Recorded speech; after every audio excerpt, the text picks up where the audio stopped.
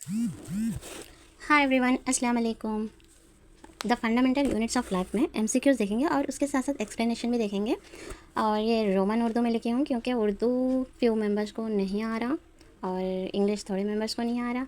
और ये रोमन उर्दू तो सबको आता है, सब रोमन उर्दू में लिखी हूँ। और ज़रूर एंड तक देखना और लाइक शेयर सब्सक्राइब करना मत भूलना अगर इन्फॉर्मेटिव लगा तो, ठीक है। और चलिए हम the fundamental units of life की तरफ चैप्टर की तरफ, बायोलॉजी 9th क्लास का है, सेल एंड इट्स डिस्कवर। इसमें who discovered the cell, options भी यहाँ पे देखे हैं, आप एक बार चेक कर सकते हो। Robert Brown, Robert Hooke, Anton van Leeuwenhoek, Theodor Schwann. So answer है Robert Hooke. Who discovered the cell, Robert Hooke ने डिस्कवर किया। एक्सप्लेनेशन देखो आप एक बार। रॉबर्ट हुक ने 1665 में अपनी किताब माइक्रोग्राफिया में कॉर्क सेल का स्ट्रक्चर ऑब्जर्व किया और सेल का नाम दिए। ये सिर्फ डेड सेल थे, लेकिन पहली बार किसी ने एक स्ट्रक्चर को सेल कहा। और कौन है बोले तो रॉबर्ट हुक है। सो रॉबर्ट हुक ने 1665 में एक माइक्रोस्कोप से कॉर्क सेल देखे और इनका नाम सेल रखा, मगर ये सिर्फ डेड सेल थे जिसमें कोई न्यूक्लियस या ऑर्गेनेलीज नहीं थे।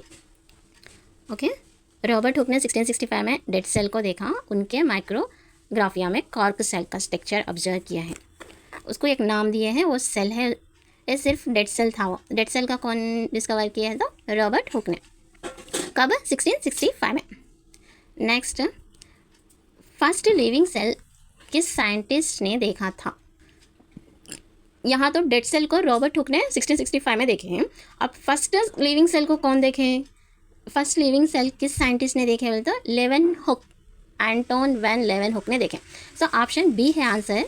एंटोन वैन लेवेनहुक ने 1674 में डेड सेल को देखे। सुनो कौन है? रॉबर्ट हुक है, 1665 में है। तो living cell scientist, living cell को देखे वाले कौन है? लेवेनहुक है। कब है? 1674 में है। अपने माइक्रोस्कोप से बैक्टीरिया और प्रोटोजोआ ऑब्जर्व किए। ये फर्स्ट लिविंग सेल्स थे जो माइक्रोस्कोप से देखे गए हैं।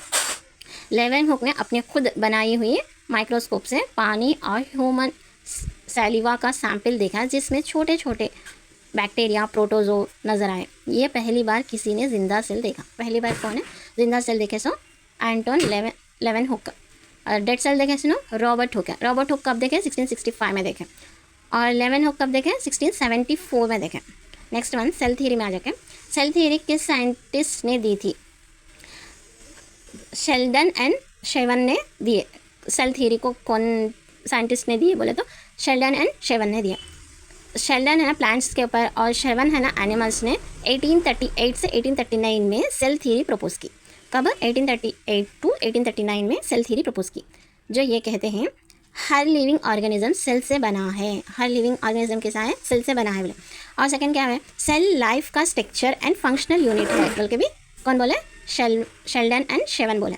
हर लिविंग ऑर्गेनिज्म सेल से बना है, सेल लाइफ का स्ट्रक्चर एंड फंक्शनल यूनिट है बोल के बोले। शेल्डन ने प्लांट्स का स्टडी किया और शेवन ने एनिमल्स का। फिर दोनों ने मिलकर कहा कि सारे लिविंग चीज़ें सेल से बनी हैं। Next one, omnis सेल्यूला। ये सेल्यूला का क्या मतलब है? हर सेल दूसरे सेल से बनता है। इसका मतलब क्या है? हर सेल दूसरे सेल से बनता है। ये कौन बोले हैं? ये रुडोल्फ वर्शो 1855 का कॉन्सेप्ट है, जिसका मतलब है हर सेल पहले से एग्जिस्टिंग सेल से ही आता है। इसका मतलब है कि सेल्स अपनी तरह के नए सेल्स बनाता है, सेल डिवीजन। वर्शो ने कहा नया सेल बिना किसी दूसरे सेल के नहीं बन सकता, सिर्फ पहले से एग्जिस्टिंग सेल से ही बनता है। ये सेल डिवीजन का बेसिक कॉन्सेप्ट है। Okay, structure of cells. किस सेल ऑर्गेनेली को power house of the cell कहा जाता है? माइटोकॉन्ड्रिया को power house of the cell कहा जाता है। माइटोकॉन्ड्रिया सेल का पावर हाउस होता है क्योंकि ये एटीपी एनर्जी बनाता है जो सेल की एक्टिविटीज़ के लिए चाहिए होता है। माइटोकॉन्ड्रिया सेल की एनर्जी फैक्ट्री होता है जिसमें ग्लूकोज ब्रेक डाउन होते हैं और एटीपी एनर्जी बनती है, इसलिए इसको पावर हाउस कहते हैं। ओके, किस सेल को ऑर्गेनेली का power house of the cell कहा जाता है? तो माइटोकॉन्ड्रिया को। नेक्स्ट, प्लाज्मा मेम्ब्रेन का मेन फंक्शन क्या है? सेल का शेप मेंटेन करना और मटेरियल्स को अंदर बाहर मूव करवाना। प्लाज्मा मेम्ब्रेन का मेन फंक्शन क्या होता है? सेल का शेप मेंटेन करना और मटेरियल को अंदर बाहर मूव कराना है। प्लाज्मा मेम्ब्रेन एक सेमी परमेबल मेम्ब्रेन होते हैं जो डिफ्यूजन और ऑस्मोसिस से मटेरियल्स का एक्सचेंज कंट्रोल करते हैं। प्लाज्मा मेम्ब्रेन सेल्स का प्रोटेक्टिव कवर है जो सिर्फ कुछ चीज़ों को अंदर या बाहर जाने देती हैं। Semi permeable. ओके, समझ में आया? प्लाज्मा मेम्ब्रेन का मेन फंक्शन क्या होता है? तो सेल का शेप मेंटेन करना और मटेरियल को अंदर बाहर मूव करवाना है। नेक्स्ट, सेल ट्रांसपोर्ट में डिफ्यूजन क्या होता है? डिफ्यूजन क्या होता है? तो मॉलिक्यूल्स का हाई कॉन्सेंट्रेशन से लो कॉन्सेंट्रेशन तक मूव करना। डिफ्यूजन क्या होता है? तो मॉलिक्यूल्स का हाई कॉन्सेंट्रेशन से लो कॉन्सेंट्रेशन तक मूव करवाना है। डिफ्यूजन एक पैसिव प्रोसेस है जिसमें gases like oxygen, carbon dioxide बिना किसी एनर्जी के हायर से लोअर कॉन्सेंट्रेशन तक मूव करते हैं। ओके, डिफ्यूजन एक सिंपल तरीका है जिसमें मॉलिक्यूल्स बिना एनर्जी यूज़ किए एक जगह से दूसरी जगह मूव करते हैं। एग्जाम्पल क्या है? ऑक्सीजन का सेल तक पहुंचाना, ऑक्सीजन को सेल तक पहुंचाना। एक बार देखिए, डिफ्यूजन क्या होता है? बोलते तो मॉलिक्यूल्स का हाई कॉन्सेंट्रेशन से लो कॉन्सेंट्रेशन तक मूव करना, उसको डिफ्यूजन बोलते हैं। डिफ्यूजन एक पैसिव प्रोसेस है जिसमें गैसेस का बिना किसी एनर्जी के हायर से लोअर कॉन्सेंट्रेशन तक मूव करती है। ओके, ऑस्मोसिस किस चीज़ का मूवमेंट है? वाटर का। ऑस्मोसिस किस चीज़ का मूवमेंट है? बोलते वाटर का, पानी का। सो ऑस्मोसिस एक स्पेशल डिफ्यूजन है जो सिर्फ वाटर मॉलिक्यूल्स को मूवमेंट शो करता है सेमी परमेबल मेम्ब्रेन का के थ्रू। ऑस्मोसिस एक स्पेशल डिफ्यूजन है जो सिर्फ वाटर मॉलिक्यूल्स का मूवमेंट शो करता है सेमी मेम्ब्रेबल मेम्ब्रेन के थ्रू। ऑस्मोसिस का स्पेशल डिफ्यूजन है जिसमें सिर्फ पानी हाई कॉन्सेंट्रेशन से लो कॉन्सेंट्रेशन तक मूव करता है। एग्जाम्पल क्या है? रूट से पानी का प्लांट्स में जाना। रूट से पानी का प्लांट्स में जाने को वो एग्जाम्पल है क्या? सो वाटर, ऑस्मोसिस किसका मूवमेंट है? बोलते वाटर का, पानी का। प्लांट सेल्स में वैक्यूलों का मेन फंक्शन क्या है? सेल शेप मेंटेन करना और स्टोरेज करना है। वैक्यूलों का एक फ्लूइड फिल्ड सैक होता है जो water, nutrients and waste store करती है और प्लांट सेल का शेप मेंटेन करता है। वैक्यूलम एक बारी सैक होती है जो पानी और न्यूट्रिएंट्स स्टोर करता है और प्लांट सेल को रिगिड बना देता है। Next, who is known as the father of microscopy? Father of microscopy कौन? Anton van Leeuwenhoek. Anton van Leeuwenhoek क्या करें? लिविंग सेल्स को मालूम किए। कब? 1674 में। एंटोन लेवेनहुक ने अपनी खुद बनाई हुई माइक्रोस्कोप से लिविंग सेल्स को फर्स्ट टाइम ऑब्जर्व किया। इस वजह से उनको फादर ऑफ माइक्रोस्कोपी कहा जाता है। कब? 1674 में पानी के सैंपल्स और ह्यूमन सेलिवा का माइक्रोस्कोप से ऑब्जर्व किया और पहली बार जिंदा माइक्रो ऑर्गेनिज्म देखे। कौन देखे? लेवेनहुक ने देखे, एंटोनी लेवेनहुक ने देखे। और डेड सेल को कौन देखे? रॉबर्ट हुक ने देखे। कब? 1665 में। सेल का डिस्कवरी करा कौन? रॉबर्ट हुक ने। कब? 1665 में। सेल का डिस्कवरी किस ईयर में हुई? 1665 में हुई। रॉबर्ट हुक ने 1665 में कॉर्क सेल को अपने माइक्रोस्कोप से ऑब्जर्व किया और सेल का नाम दिया। हुक ने अपनी माइक्रोस्कोप से कॉर्क का डेड सेल्स देखा जो हनी कॉम जैसे दिखते हैं और इनका नाम सेल रखा। सेल नाम रखा शकों ने? रॉबर्ट हुक ने रखे। कब? 1665 में। कॉर्क सेल को अपने माइक्रोस्कोप से ऑब्जर्व किया उन्होंने। डेड सेल को देखे फर्स्ट टाइम रॉबर्ट हुक है। और सेल का डिस्कवरी कौन किए फर्स्ट टाइम? Robert Hooke. कब किए? 1665 में किए। Cell theory and its contributors. Cell theory किस साइंटिस्ट ने दी थी? सेल थ्योरी अब डेड सेल को मालूम किया सुनो रॉबर्ट हुक, लिविंग सेल्स को मालूम किया सुनो लेवेनहुक, एंटोनी लेवेनहुक। नेक्स्ट, अब सेल थ्योरी किस साइंटिस्ट ने दी थी? बोलते शेल्डन एंड शेवन ने सेल थ्योरी को दिया। शेल्डन क्या करे? शेल्डन किस पे काम करते थे? प्लांट्स पे। शेवन एनिमल्स पे। सो कब? 1838 से 1839 में सेल थ्योरी प्रपोज की उन्होंने, जिसमें यह बताया गया है कि हर लिविंग ऑर्गेनिज्म सेल से बना है। शेल्डन ने प्लांट्स का स्टडी किया और शेवन ने एनिमल्स का। फिर दोनों ने मिलकर कहा है कि सारे लिविंग ऑर्गेनिज्म चीज़ें सेल से बनी है बोल के। ऑलरेडी ये आके है, फिर भी क्वेश्चन का टाइप थोड़ा इधर ऐसा करके बताइए। Next one, all cells arise from pre existing cells. किस साइंटिस्ट ने कहा? प्री एग्जिटिंग सेल्स किस साइंटिस्ट ने कहा? सो रुडोल्फ वर्शो ने कहा 1855 में। ओमनिसिस सेल्यूला ए सेल्यूला, इसका मतलब है हर नया सेल सिर्फ एक पहले से एग्जिस्टिंग सेल से ही बनता है। वेशहो ने सेल डिविजन्स का कॉन्सेप्ट दिया और कहा कि नए सेल सिर्फ पहले से मौजूद सेल से ही आती है। Next, structure of the cell. Structure of the cell में प्लाज्मा मेम्ब्रेन का मेन फंक्शन क्या है? सेल का शेप मेंटेन करना और मटेरियल को अंदर बाहर मूव करना। प्लाज्मा मेम्ब्रेन का मेन फंक्शन क्या होता है? बिल्कुल सेल का शेप मेंटेन करना और मटेरियल को अंदर बाहर मूव करना है। प्लाज्मा मेम्ब्रेन एक सेमी पेरमेबल मेम्ब्रेन होता है जो डिफ्यूजन और ऑस्मोसिस के थ्रू सब्सटेंसेस का मूवमेंट कंट्रोल करती है। प्लाज्मा मेम्ब्रेन सेल का प्रोटेक्टिव बैरियर है जो सिर्फ कुछ चीज़ों को अंदर या बाहर जाने देती हैं। Semi permeable. Next one, plasma membrane का कंपोजिशंस क्या होता है? Lipid and protein. Plasma membrane का कंपोजिशन क्या होता है? तो lipid and protein. Plasma membrane lipid bilayer से बनी होती है जिसमें प्रोटीन्स एम्बेडेड होते हैं जो सब्सटेंसेस का ट्रांसपोर्ट कंट्रोल करते हैं।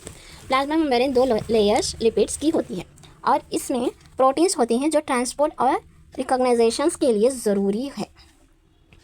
नेक्स्ट वन, सेल वॉल सिर्फ किस में पाई जाती है?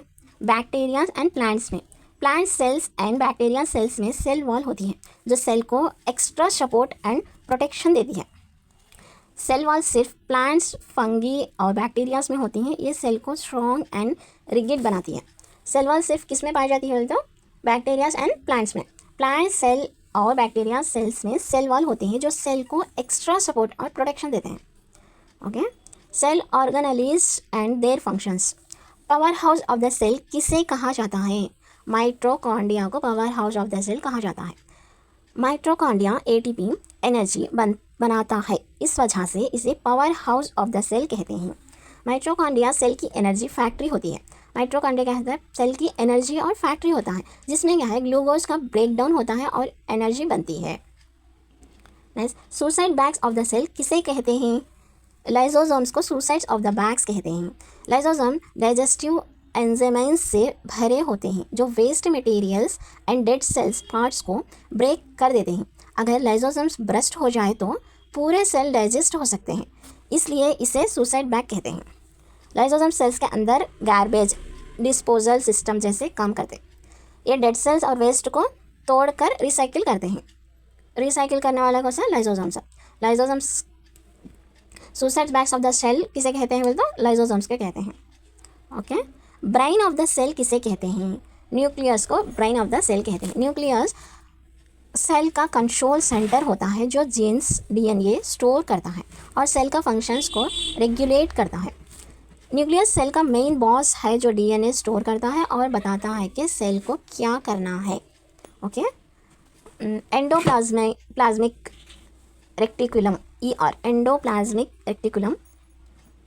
रफ एंडोप्लाज्मिक रेक्टिकुलम RER का मेन फंक्शन क्या है? रफ एंडोप्लाज्मिक रेक्टिकुलम RER का मेन फंक्शन क्या है?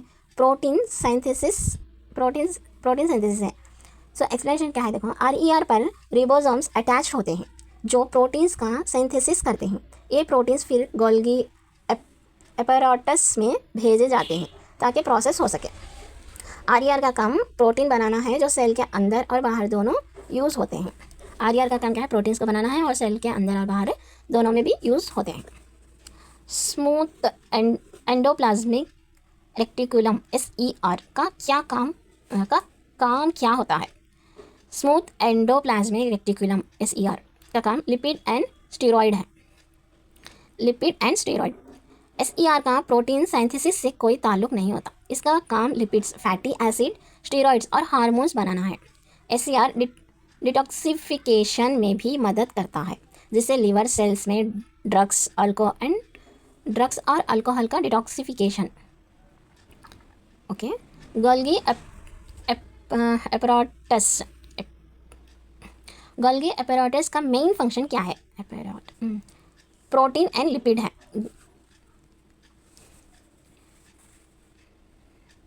Modification, protein and lipid modification, packing and transport. Golgi apparatus proteins और लिपिड्स को मॉडिफाई करना, पैक करना और ट्रांसपोर्ट करने का काम करता है। ये एक पोस्ट ऑफिस जैसा है जो मॉलिक्यूल्स को सॉर्ट और पैकेज करके उनको उनकी डिस्टिनेशन तक भेजता है, जहाँ तक वो पहुँचना है वहाँ तक भेज देता है। किसका? गोल्गी अपरेटस प्रोटीन्स और लिपिड्स को मॉडिफाई करना, पैक करना और ट्रांसपोर्ट करने का काम करता है। ये लाइक पोस्ट ऑफिस जैसा है, जैसा मॉलिक्यूल्स को सॉर्ट और पैकेज करके उनको उनके जहाँ तक वो पहुँचना है वहाँ तक भेज देता है। राइबोसोम्स, राइबोसोम्स का फंक्शन क्या है? राइबोसोम्स प्रोटीन सिंथेसिस है। राइबोसोम्स RNA का कोड पढ़ के प्रोटीन्स बनाता है। ये RER पर अटैच होता है जो साइटोप्लाज्म्स में फ्रीली फ्लोट करता है। जितने ज़्यादा राइबोसोम्स उतनी ज़्यादा प्रोटीन्स प्रोटेक्शन होता। राइबोसोम्स का प्रोटीन सिंथेसिस होता। मेन फंक्शन क्या है? Protein synthesis. जितने ज़्यादा राइबोसोम्स होता उतनी ज़्यादा प्रोटीन्स प्रोटेक्शन होता। नेक्स्ट वैक्यूलस प्लांट सेल्स में वैक्यूलस का मेन फंक्शन क्या है? वाटर और वेस्ट स्टोरेज। प्लांट सेल्स में बड़ा सेंट्रल वैक्यूलो होता है जो वाटर, वेस्ट और न्यूट्रिएंट्स स्टोर करता है। एनिमल्स सेल में भी वैक्यूलस होता है, लेकिन छोटे और मल्टीपल होते हैं। प्लांट सेल्स में वैक्यूलस का मेन फंक्शन क्या है बोलते तो वाटर और वेस्ट स्टोरेज है। एनिमल सेल्स में भी वैक्यूलस होता है, लेकिन छोटे और मल्टीपल होते हैं। प्लांट सेल्स में बड़ा सेंट्रल वैक्यूलो होता है जो water, waste and nutrients stores करता है।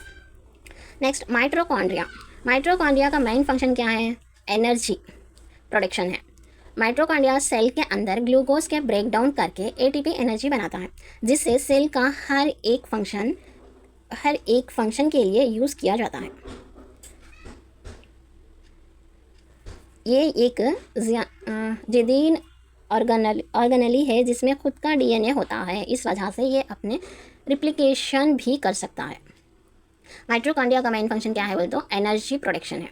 माइटोकॉन्ड्रिया सेल के अंदर ग्लूकोज का ब्रेकडाउन करके एनर्जी बनाता है। ग्लूकोज को ब्रेकडाउन करके एनर्जी बनाता है, जिससे सेल का हर फंक्शन के लिए यूज़ किया जाता है। ये एक जदीन ऑर्गेनेली है जिससे खुद का DNA होता है। माइटोकॉन्ड्रिया का खुद का DNA होता है, इस वजह से ये अपने रिप्लिकेशन भी कर सकता है। लाइसोसोम्स का काम क्या है? Digestion of waste and particles. Lysosomes में डाइजेस्टिव एंजाइम्स होते हैं जो वेस्ट मटेरियल्स और डेड ऑर्गेनेल्स को तोड़ देते हैं। अगर लाइसोसोम्स ब्रस्ट हो जाए तो पूरा सेल डिजेस्ट हो सकता है, इस वजह से इसे suicide bag of the cell कहते हैं। लाइसोसोम्स को suicide bag of the cell भी कहते हैं। लाइसोसोम्स का काम क्या है? Digestion of waste and foreign particles. Lysosomes में डाइजेस्टिव एंजाइम्स होते हैं जो वेस्ट मटेरियल्स और डेड ऑर्गेनेल्स को तोड़ देते हैं। अगर लाइसोसोम ब्रस्ट हो जाए तो पूरा सेल डाइजेस्ट हो सकता है, इस वजह से इसे suicide bag of the cell कहते हैं। उसके बाद है प्लास्टिड्स, क्लोरोप्लास्ट, क्रोमोप्लास्ट, लेकोप्लास्ट।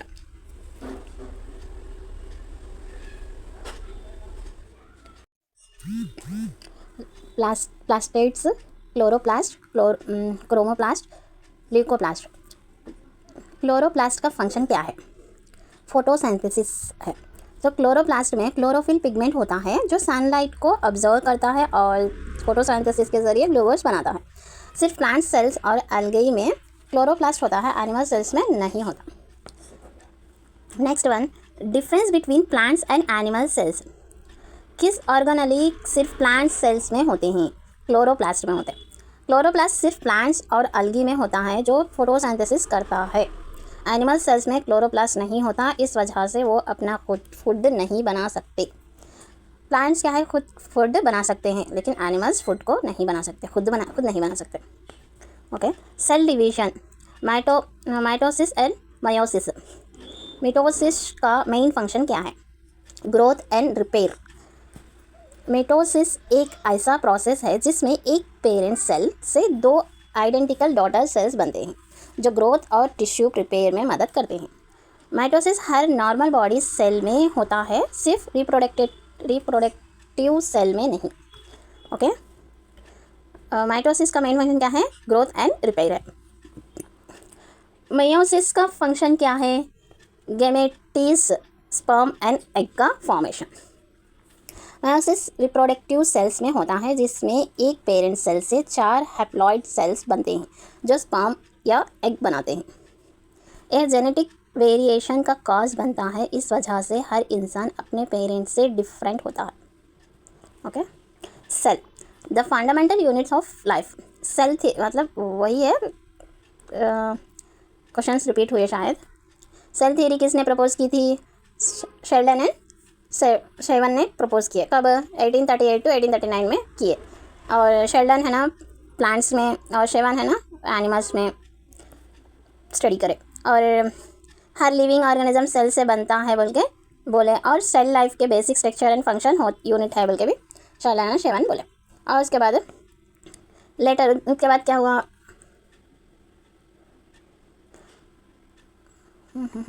पहली बार सेल किसने डिस्कवर किया बोल तो रॉबर्ट हुक ने। कब? 1665 में। रॉबर्ट हुक ने 1665 में कॉर्क की स्लाइस को माइक्रोस्कोप्स में देखकर पहली बार सेल्स ऑब्जर्व किए थे। उसने हनीकॉम्ब जैसे स्ट्रक्चर्स देखा और इन्हें सेल नाम दिए। रॉबर्ट हुक के देखे सेल्स सिर्फ डेड सेल्स वॉल्स थे। लिविंग सेल्स का डिस्कवरी बाद में कौन किया? लेवन-हुक ने किए। किस साइंटिस्ट ने पहली बार लिविंग सेल्स देखे थे बोल तो लेवन-हुक ने, एंटोनी वैन लेवन-हुक। कब? 1674 में। टाइप्स ऑफ सेल्स, प्रोकैरियोटिक और एक्रोटिक सेल्स में मेजर डिफरेंस क्या है? न्यूक्लियस की प्रेजेंस है। प्रोकैरियोटिक एंड यूकैरियोटिक सेल्स में मेजर डिफरेंस क्या है बोल तो न्यूक्लियस की प्रेजेंस है। प्रोकैरियोटिक सेल्स बैक्टीरिया आर्चियस में ट्रू न्यूक्लियस नहीं होते, सिर्फ एक न्यूक्लियोइड रीजन होता है। यूकैरियोटिक सेल में प्लांट्स, एनिमल्स, फंजी, प्रोटिस्ट्स में प्रॉपर मेम्ब्रेन बॉन्ड न्यूक्लियस होते हैं। कौन सा सेल प्रोकैरियोटिक है? बैक्टीरिया है। बैक्टीरिया एक यूनिसेल्युलर प्रोकैरियोटिक ऑर्गेनिज्म है जिसमें कोई मेम्ब्रेन बॉन्ड ऑर्गेनेली नहीं होता, बाकी सब यूकैरियोटिक सेल है। Cell membrane and cell wall. Plasma membrane का मेजर फंक्शन क्या है? सेलेक्टिव ट्रांसपोर्ट एलो करना। प्लाज्मा मेम्ब्रेन एक सेलेक्टिव परमेबल मेम्ब्रेन है जो सिर्फ कुछ स्पेसिफिक मॉलिक्यूल्स को अंदर या बाहर जाने देता है। इसका स्ट्रक्चर फॉस्फोलिपिड बेलेयर से बना होता है। डिफ्यूजन और ऑस्मोसिस में मेजर डिफरेंस क्या है? डिफ्यूजन सॉल्यूट मॉलिक्यूल्स का मूवमेंट है, ऑस्मोसिस वाटर का। Diffusion solute molecule higher concentration से लोअर कॉन्सेंट्रेशन में मूव करता है। ऑस्मोसिस सिर्फ वाटर का मूवमेंट होता है, ये एक सेमी पेरेमेबल मेम्ब्रेन का अक्रॉस है वो। एग्जाम्पल क्या है? ऑक्सीजन का लंग्स से ब्लड में डिफ्यूजन होता है और प्लांट्स रूट्स में ऑस्मोसिस पानी ऑब्जर्व होता है। ऑक्सीजन का लंग्स में ब्लड में डिफ्यूजन होता है और प्लांट्स रूट्स में ऑस्मोसिस से पानी ऑब्जर्व होता है। प्लाज्मोसिस किस वजह से होते हैं? हाइपरटोनिक सॉल्यूशंस में सेल का श्रिंक होना। प्लाज्मोसिस किस वजह से होता है बोल तो हाइपर सॉल्यूशंस में सेल का श्रिंक होना। जब एक प्लांट सेल हाइपरटोनिक ज़्यादा कॉन्सेंट्रेटेड सॉल्यूशंस में रखा जाता है तो पानी सेल से बाहर चला जाता है और साइटोप्लाज्म श्रिंक हो जाता है। इसे प्रोसेस को प्लाज्मोसिस कहते हैं। Cytoplasm and nucleus. साइटोप्लाज्म का मेन फंक्शन क्या है? ऑर्गेनेलीज को सस्पेंड करना एंड बायोकेमिकल रिएक्शंस का होना। साइटोप्लाज्म एक जेल लाइक सब्सटेंस है जो सेल के अंदर हर ऑर्गेनेली को सस्पेंड करता है और बहुत सारे मेटाबॉलिक एक्टिविटीज़ का साइट होता है। हर यूकैरियोटिक एंड प्रोकैरियोटिक सेल में साइटोप्लाज्म होता है। न्यूक्लियस का मेन फंक्शन क्या है? जेनेटिक इन्फॉर्मेशन स्टोर करना एंड कंट्रोल फंक्शन रेगुलेट करना। न्यूक्लियस का मेन फंक्शन क्या है? जेनेटिक इन्फॉर्मेशन स्टोर करना एंड कंट्रोल फंक्शन रेगुलेट करना। न्यूक्लियस सेल का कंट्रोल सेंटर होता है जिसमें डीएनए होता है जो जेनेटिक इंस्ट्रक्शन स्टोर और रेगुलेट करता है। न्यूक्लियस के अंदर न्यूक्लियस होता है जो राइबोसोम्स बनाता है। क्रोमोसोम्स किससे बने होते हैं? डीएनए और प्रोटीन से। क्रोमोसोम्स किससे बने होते हैं? डीएनए और प्रोटीन से। क्रोमोसोम्स डीएनए और हिस्टोन प्रोटीन से मिलकर बने होते हैं जो जेनेटिक इन्फॉर्मेशन कैरी करते हैं। हर ह्यूमन सेल में 23 पेयर्स टोटल 46 क्रोमोसोम्स होते हैं। यहाँ तक पूरा फंडामेंटल्स ऑफ लाइफ कंप्लीट हो चुका है। अगर आपको इन्फॉर्मेटिव लगा तो आप ज़रूर शेयर कीजिएगा और लाइक कमेंट करना मत भूलना। अल्लाह हाफिज़, bye, take care, all the best.